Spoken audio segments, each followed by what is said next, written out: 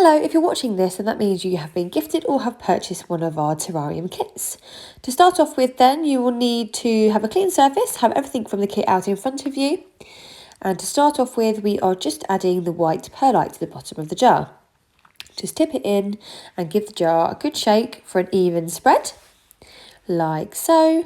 The next material that we're going to add is the activated charcoal. As you can see in the video, I am turning it with one hand, turning the jar with one hand, and then pouring the activated charcoal in with the other. This just allows it to spread evenly around the bottom of the jar.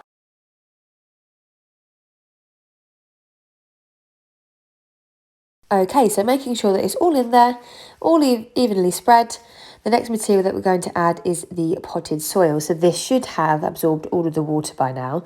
Just give it a good squeeze with your hands just to make sure that there aren't any dry bits.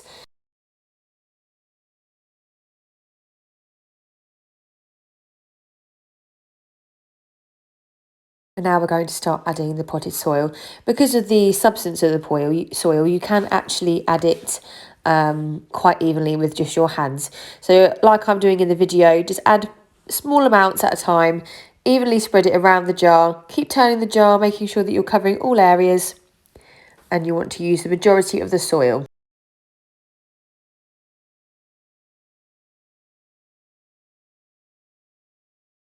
Now we're going to add the plants. So to make sure that the plants are nice and happy before they go into the soil, please make sure that you have given them a good drink beforehand and that the soil is moist enough to go in the soil that's already in the jar. Now to start off with, you want to make a hole with your index finger in the soil, big enough for the bottom of the plant to fit inside. Make sure the plant is in the soil by about 2 to 3 centimetres, and if you have any soil left over from the potting soil that we added earlier, you can cover the top with this also. Repeat the step with the rest of your plants and make sure that they're all standing up nice and evenly apart from each other, and the base of their soil is covered by 2 to 3 centimetres.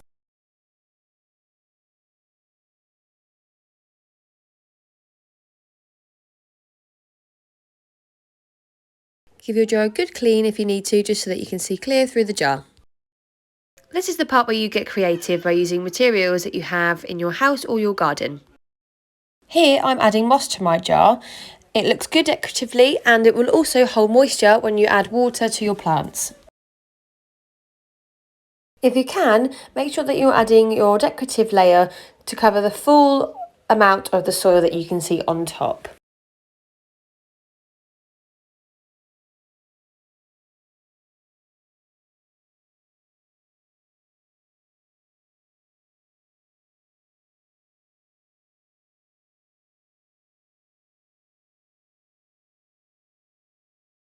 To care for your jar, you'll need to drizzle a small amount of water every 7 to 10 days through the top of the jar. Alternatively, you can use a spray bottle to spray within the jar. Your terrarium jar will need watering every 7 to 10 days. If you can see condensation building up over time, just remove the cork lid for 30 minutes at a time.